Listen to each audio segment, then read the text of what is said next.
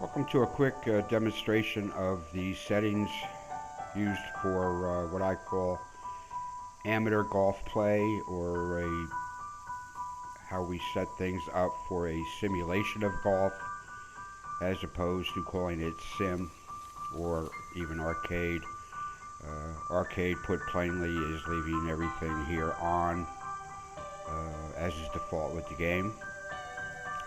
And on the other side of the coin, in sim golf, or what is called sim golf, is everything off, even if it doesn't make sense to a interpretation of what it is to play real golf.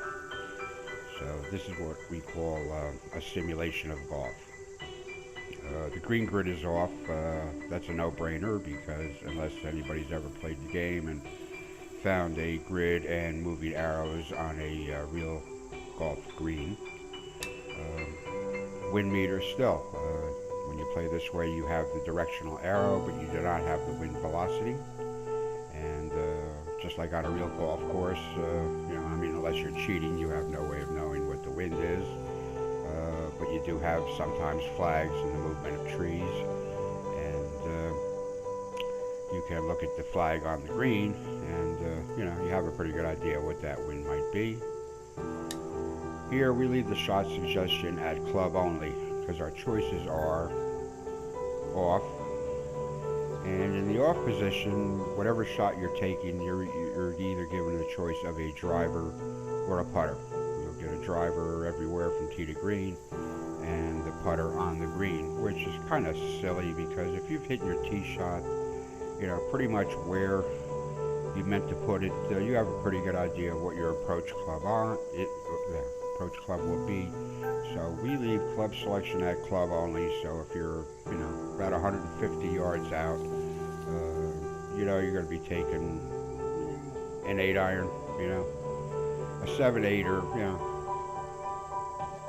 depends. But if you're 150 out, you're going to either have your 145 club in mind or your 158 club in mind. The Scout camera is the zoom. From the tee or wherever you hit the button, and it will zoom you to the landing spot, where the club will carry. This is before any wind or lie consideration is. So we turn this off. Okay, we rely on other things. At the tee, we will press the circle button, which will give us an overview of the entire hole, and you get to see the different yardages out from the tee. And you get to see where bunkers and hazards are, and you go from there.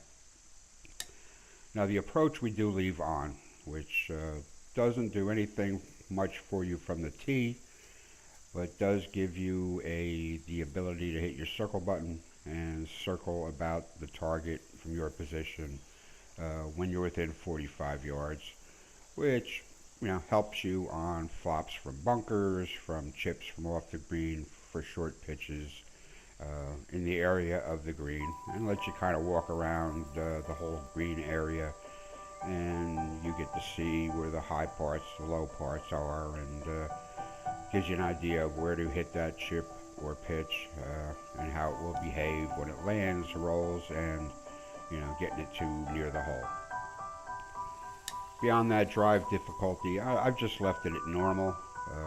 There are other settings which can be defeated. You can put this on hardest, and all it does is really narrow the solid hit cone, and you could easily defeat it by adjusting the shot modifier and restoring it. So I find little value in this setting. I did try it, and I think I think it just doesn't do the right job. It has nothing to do with your personal swing difficulty. It just tends to narrow the cone. So now you need to have a perfect hit. And as the rest of the game is set up with clubs that are hard to hit crooked, a gameplay that is really hard to hit crooked unless you really, really screw up. There's no point, so we just leave that at normal. And that's it. That's what we call amateur simulation of golf.